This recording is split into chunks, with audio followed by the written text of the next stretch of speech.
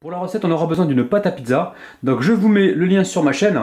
Ensuite, il vous faudra donc l'équivalent de 5 cuillères à soupe de coulis de tomates, une boîte de thon nature qui fait environ 140 grammes, un demi poivron vert coupé en petits morceaux, un demi oignon aussi coupé en petits morceaux, quelques olives, du fromage râpé l'équivalent d'une belle poignée, du basilic et du fromage à tartiner. Alors, première astuce, on va prendre donc de l'huile d'olive en spray. Si vous n'en avez pas, vous prenez donc un pinceau et vous badigeonnez donc votre papier sulfurisé. Alors, on va mettre très très peu. Ensuite, avec la main, on va donc l'étaler. Et ensuite, on récupère notre pâte à pizza. Alors, je passe donc la main dessous, je la décolle. Et ensuite, je la mets directement donc sur ma plaque. Je récupère un petit peu de farine, j'en mets par-dessus. Et là, l'idée, c'est de former donc soit un rond, soit un carré. On va donc l'étaler avec les mains. On reprend de la farine si besoin. On n'en met pas trop, c'est vraiment pour nous aider donc à étaler cette pizza.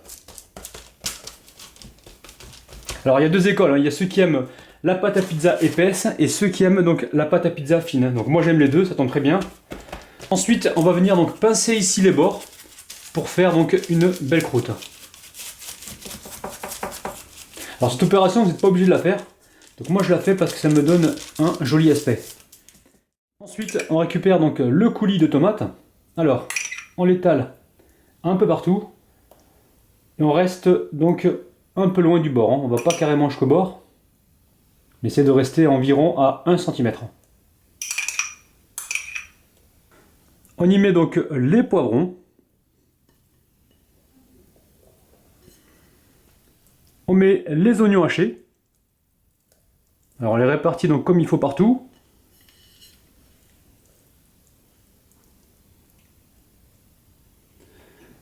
Avec la cuillère, on n'hésite pas donc à céder.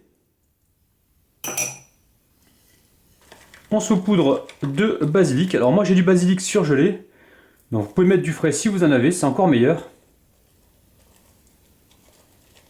Alors on va venir ici les écraser. Ensuite on récupère donc le thon. Alors on le retire un petit peu donc de sa boîte. Et ensuite on vient le déposer donc sur la pizza. Alors pareil, on répartit donc un peu partout. Avec la cuillère donc on vient répartir donc le tout comme il faut.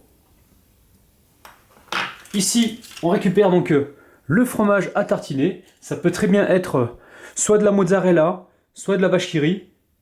Donc tout dépend de ce que vous avez dans vos frigos.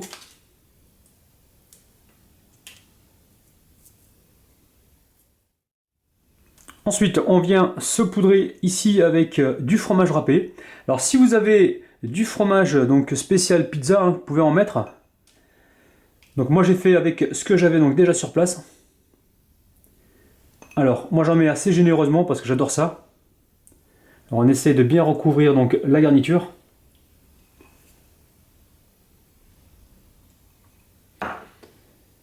Et en dernier, je mets donc les olives. Et juste avant d'enfourner, je vais venir vaporiser donc avec de l'huile d'olive.